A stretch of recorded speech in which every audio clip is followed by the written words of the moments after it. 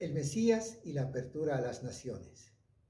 Como ustedes saben, el ser humano fue creado para ser príncipe de Dios en este mundo, pero el pecado lo convirtió en un rebelde.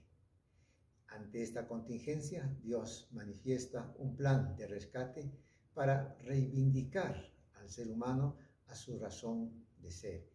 Esto se nota desde el comienzo, cuando Dios le dice a la serpiente que pondrá en enemistad entre ella y la mujer, que la simiente de la mujer herirá a la serpiente en la cabeza y ella herirá en el calcañar.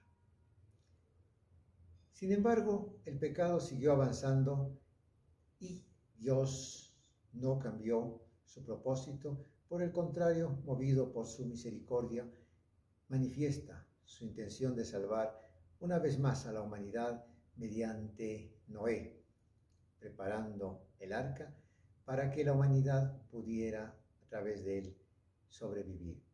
Pero pasando los siglos, Dios llama a Abraham para hacer de él una nación santa y de esta manera preparar las condiciones para que, mediante el pueblo de Israel, que vendría a ser posteriormente, Dios bendiga a todas las naciones de la tierra, a cada familia humana.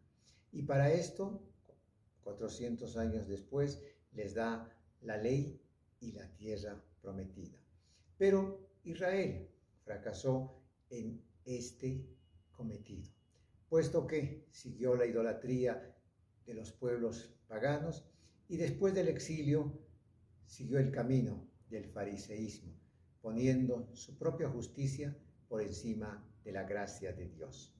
Este desprecio hacia las naciones lo convirtió en un caparazón que le impidió llevar a cabo el propósito de Dios de bendecir a las naciones a través de Israel.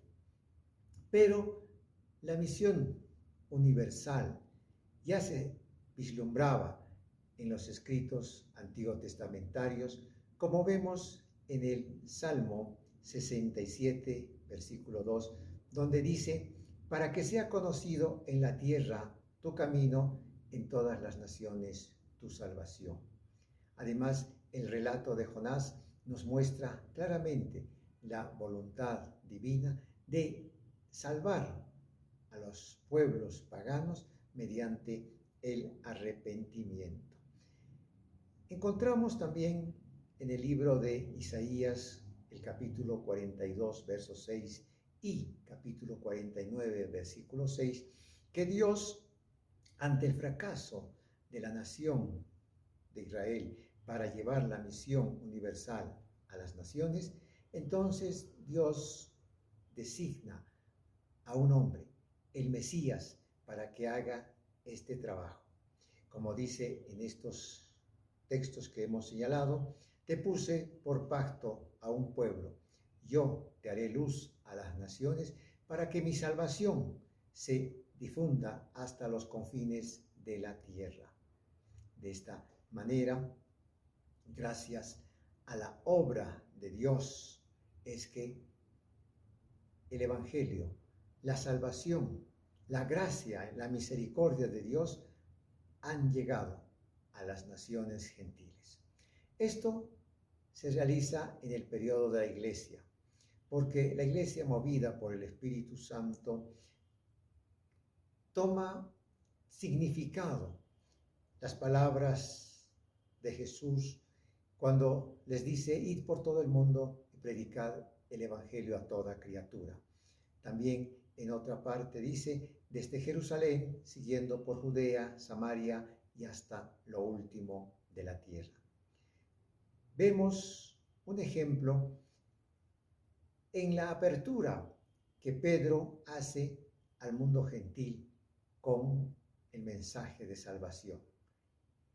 Resulta que Pedro es invitado a la casa de un gentil llamado Cornelio, que era un centurión romano que vivía en Cesarea.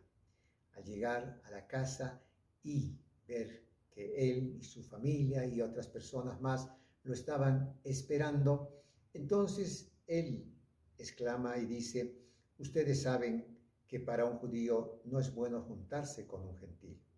Eso era según la tradición farisea.